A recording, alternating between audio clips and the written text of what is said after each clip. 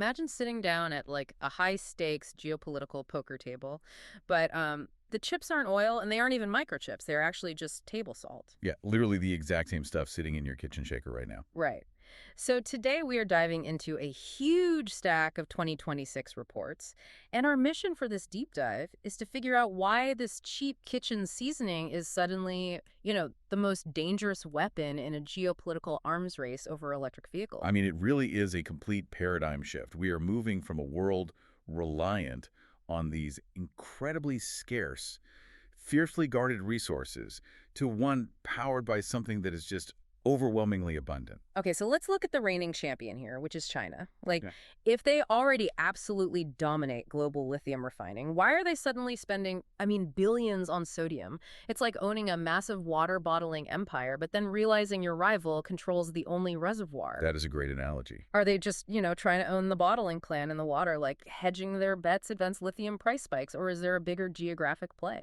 Well, that is the core of their strategy, really. I mean, China refines the lithium, but they actually have to import about 70% of the raw material from places like Australia and Chile. Wait, 70%? Wow. Yeah, so if geopolitical tensions flare up, that entire supply chain is instantly paralyzed.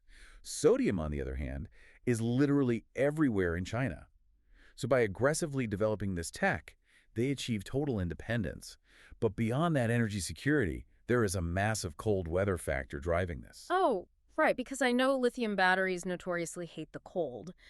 But how does, switching to sodium actually fix that? It comes down to, well, it's about the chemistry of the electrolyte fluid inside the battery.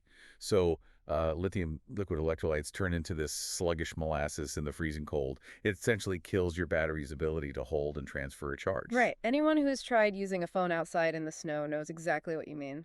Exactly. But sodium's chemical structure allows its electrolytes to remain highly conductive, even at sub-zero temperatures. In fact, just this month, April 2026, Chinese automaker Chang'an proved their sodium cars retain over 90% of their capacity at negative 30 degrees Celsius. Negative 30. That is insane. That instantly unlocks massive Arctic markets, right? Like Northern Europe, Russia, Canada. Oh, absolutely. And they are scaling it incredibly fast. CATL, the global battery giant, they are converting up to 40% of their total production to sodium by 2027. Wow, 40%. Yeah, all to build electric vehicles for developing nations priced right around 8,000 euros. Okay, but wait. China's push for total energy security and these freezing climates leaves a huge gap in the market. What happens to the hottest parts of the globe? The reports show Europe sees sodium as their lifeboat to avoid conflict metals, but I'm looking at these factory costs and I am totally lost. The numbers are a bit shocking at first glance. Yeah. Right, because Europe is staring at $120 million to build out just 1 gigawatt hour of factory capacity. And meanwhile, China is doing it for 50 million. Like, how does Europe not immediately go bankrupt trying to compete with that? Well, if we just look at Europe in a vacuum, they absolutely would go bankrupt. But that brings us to the January 2026 EU-India Free Trade Agreement. Okay, so how does India change the math here? So Europe has the cutting-edge patents. France's Tiamat, for instance, they developed a sodium battery that charges in just 5 minutes. But what Europe lacks is cheap manufacturing. Right, which India obviously has. Exactly. India has that massive industrial muscle. India's Reliance Industries bought the UK's Faradian, a leader in sodium tech, and they are now building these massive factories in India that will pump out batteries at a fraction of the cost. We're talking, what, under $60 per kilowatt hour? Yes, exactly. Under $60 at the consumer level, which effectively halves the price. So they are basically bridging the gap by marrying European engineering with Indian scale. That's fascinating. It is. And furthermore, Indian companies like KPIT Technologies are optimizing that European tech specifically for extreme heat. Lithium is notorious for thermal runaway, meaning it can easily catch fire in intense temperatures. Oh yeah, you see those scooter fires on the news. Right, but sodium is intrinsically stable at a chemical level. It totally resists those heat spikes, which makes it infinitely safer for India's millions of electric two-wheelers and rickshaws that are just baking in the summer sun.